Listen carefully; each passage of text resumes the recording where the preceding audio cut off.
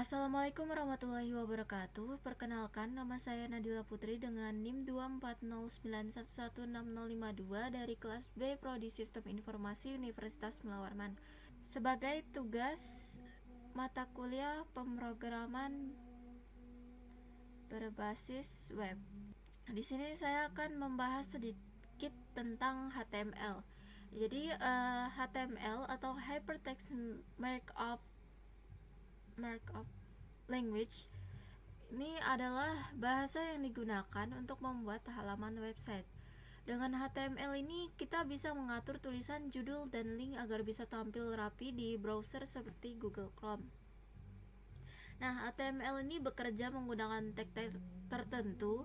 Oleh karena itu, selanjutnya saya akan membahas tag-tag dasar HTML yang digunakan untuk menyusun halaman website. Nah, yang di sini ada 11 tag yang akan saya bahas sedikit.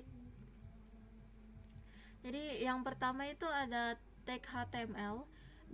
Di sini keterangannya digunakan untuk mendefinisikan seluruh dokumen HTML. Nah, tag HTML ini merupakan tag utama dalam HTML yang berfungsi sebagai pembungkus seluruh elemen pada halaman web. Semua kode HTML harus berada di dalam tag ini. Lalu yang kedua ada head.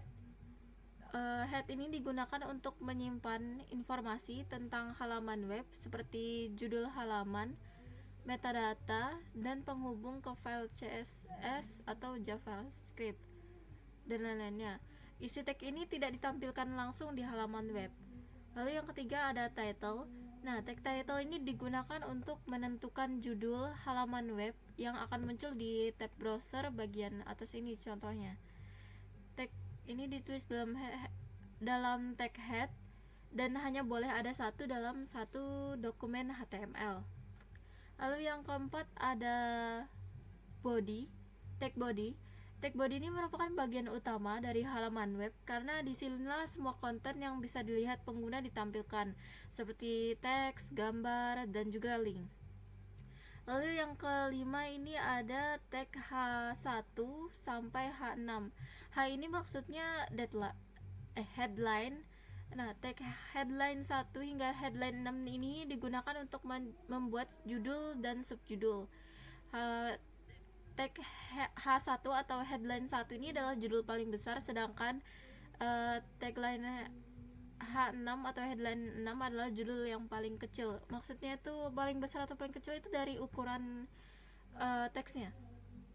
Lalu yang keenam ada tag P atau tag paragraf. Ini berfungsi untuk membuat paragraf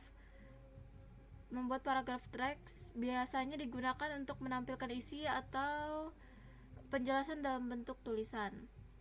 Lalu ada tag A atau anchor. Tag anchor ini digunakan untuk membuat hyperlink, yaitu link yang menghubungkan satu halaman web dengan halaman web lainnya. Lalu ada tag BR. Kalau nggak salah itu namanya tag break rule. Tag ini digunakan untuk membuat jeda atau pindah baris tanpa membuat paragraf baru. Fungsinya kayak enter. Lalu yang ke-9 ini ada tag HR atau horizontal rule. Tag HR ini digunakan untuk membuat garis horizontal yang biasanya berfungsi sebagai pemisah antar konten. Lalu yang ke-10 ini ada tag div atau tag division. Tag division ini merupakan tag untuk mengelompokkan elemen dalam satu bagian HTML sehingga memungkinkan kontrol yang lebih baik terhadap style dan layout. Singkatnya, tag div ini cuma untuk mengatur layout halaman agar halaman webnya tertata rapi.